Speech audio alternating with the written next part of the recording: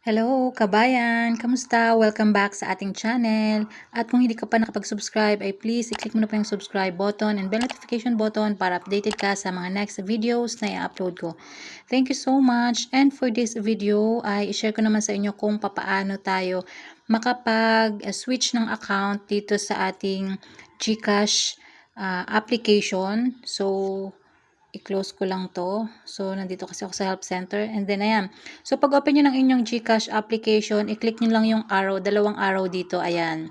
So, pag click nyo yan, switch account. Tapos, click mo yung proceed kasi you're about to switch account. So, click mo lang yung proceed. And kung magbago naman yung isip nyo, click nyo lang tong cancel. So, ayan, once maklik mo yung next, ito yung lalabas sa inyong screen. So, your account even more secure. So, para mas G-safe ka, register your phone para ikaw lang ang pwedeng maka-access ng account mo. And then, dito ay i-type mo lang yung iyong number or yung isi-switch mong GCash account number. And then, i-click mo lang yung next once na mai-input mo na yung number mo. And after nyan, eto, ang lalabas dyan sa screen. So, do you want to link this device to your account? So, kailangan ng two-step authentication. So, kailangan ay mag-send sila ng code dun sa yung number. So, i-click mo lang itong send code para maka-receive ka ng 6-digit authentication code para ma-open mo na tong account mo.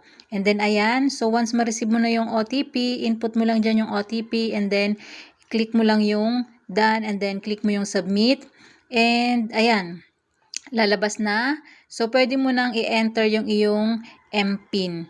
So, ayun, ganun lang po kadali kung paano mag-switch ng account. So, dapat yung isi-switch mong account is register na sa GCash syempre. So, isi-switch mo lang siya sa iyong application dito. So, ayun lang po muna for this video. Thank you so much for watching. Bye!